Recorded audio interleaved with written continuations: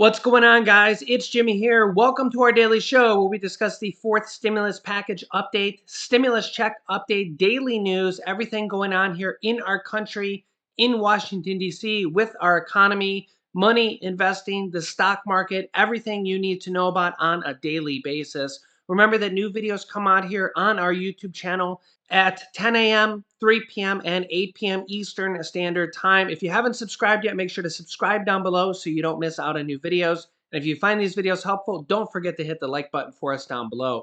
President Biden has just made a major announcement today that will provide new stimulus relief to over 40 million Americans. Just today announced, I will be going over that as well.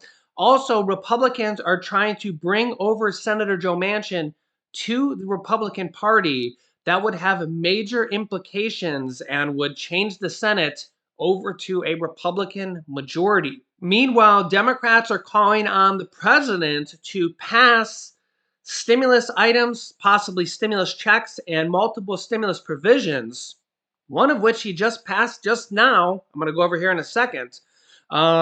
To just pass things to presidential executive order and presidential order, and just start passing things, which he just did right now, which I'm going to show you here, and more to come. Democrats are urging the president to just start passing things, even without Congress, even without Senator Joe Manchin, which he kind of has been doing, and he's going to probably continue to keep doing. Also, in our $2,000 What's in the Box contest giveaway, this is your last chance to guess. Feel free to comment down below and guess. If you know what's in the box, comment down below and guess. We will be announcing the winners in the next video at 8 p.m. Eastern Time tonight. Okay, so this is your last chance to guess. I want to give everybody one more chance to guess. I will be announcing the winners tonight at 8 p.m. Eastern Time tonight. So this is your last chance to guess. Feel free to guess. Last chance, and I will see you guys in the 8 p.m. Eastern Time tonight video. President Biden passes more stimulus relief, or extends the stimulus program, the student loan payment freeze and interest freeze, until May 1st, which is kind of surprising. They said that this would be the last, the previous one would be the last student loan payment pause. This is for over 40 million people. This student loan freeze and payment pause was set to expire at the end of January for over 40 million people, and they said that that would be the last one. And they have now extended it until May 1st. So this is major, major news. This is another stimulus type of program, which literally does help people. Not only do they not have to pay their payments for several more months now, but they don't have any interest accumulate. And this program is billions and billions and billions of dollars saved by the American people in interest, in payments, in garnishments, all sorts of money saved directly by the American people. Yeah, this is a huge major thing for over 40 million people. President Biden on Wednesday here, just moments ago, extended the pandemic moratorium on federal student loan payments and interest accrual through May 1st amid surging cases of the virus. The president announced the extension in a Wednesday statement touting the strength of the economy, well, during his first year in office, but acknowledged the new threat posed by the Omicron variant.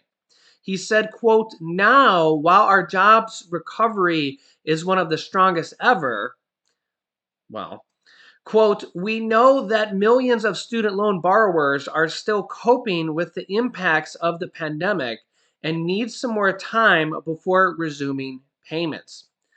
Quote, "Given the consideration, today my administration is extending the pause on federal student loan repayments, for an additional 3 months, an additional 90 days through May 1st, 2022, as we manage the ongoing pandemic and further strengthen our economic recovery."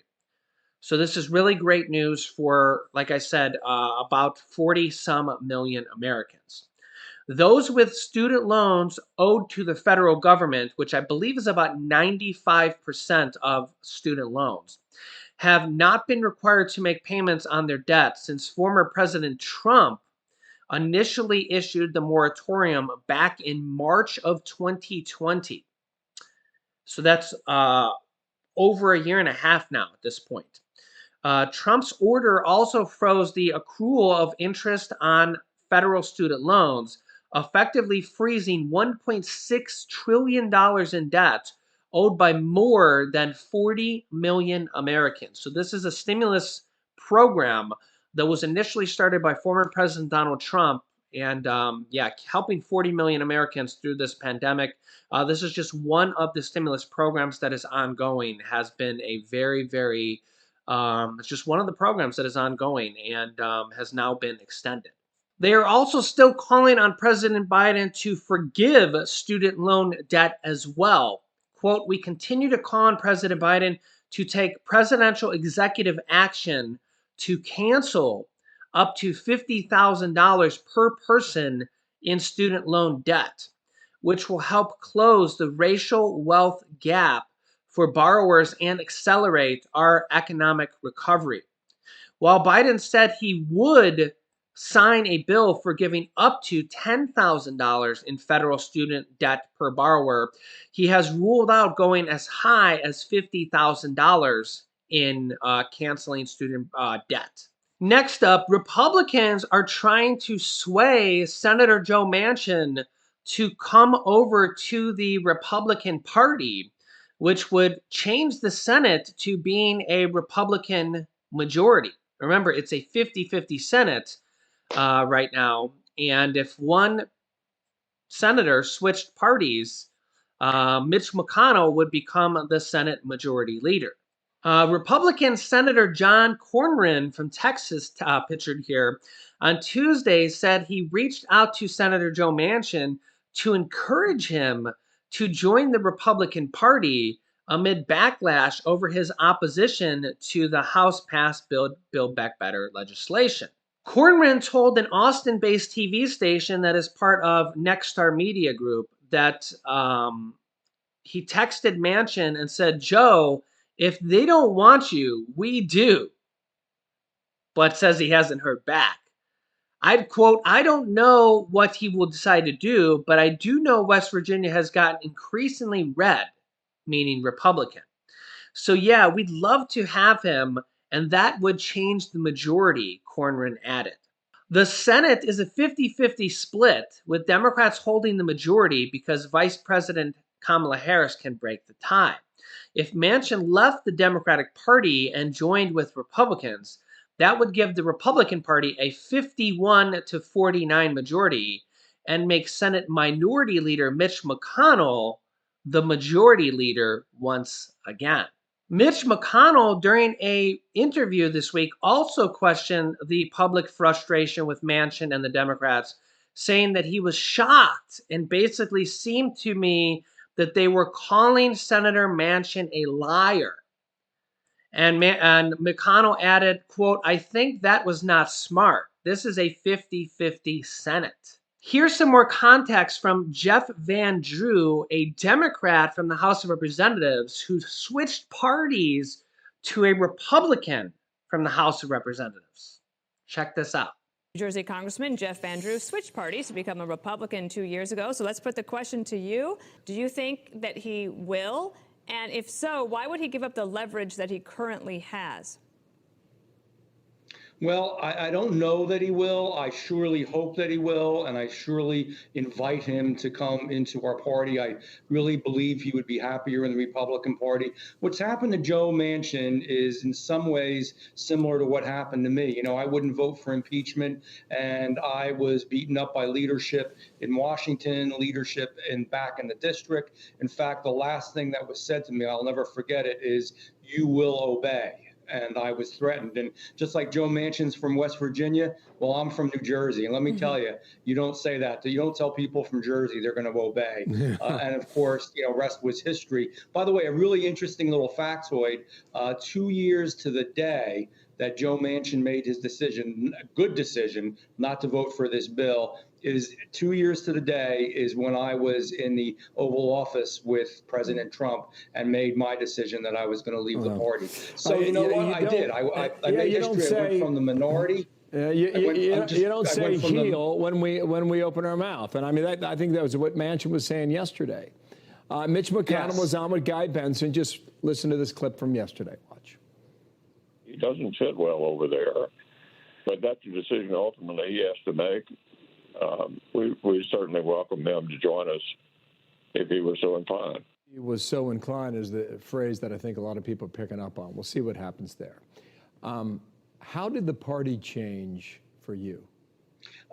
The party has changed in so many ways. So for me, and again, parallel examples, it was impeachment, but it was many other things. It was the constant berating of the president, the lack of any bipartisanship, not giving us any information on the Republican side, which, bothered me a lot because I don't think that's the way government should run. And then the final straw was impeachment, which was not constitutional. It wasn't being done properly. It was the wrong thing to do. And there was no cause for impeachment, period. And I said I wouldn't do it. I was not going to vote for it, just like Joe Manchin said he's not going to vote for this bill. And of course, I was pushed and squeezed and pressed because they didn't like the way that it looked. And what I was saying before, to me, I'm happy as all get out. I belong in the Republican Party. It's a party that, basically no party's perfect, but does care about America, cares about our future, and does not want to make us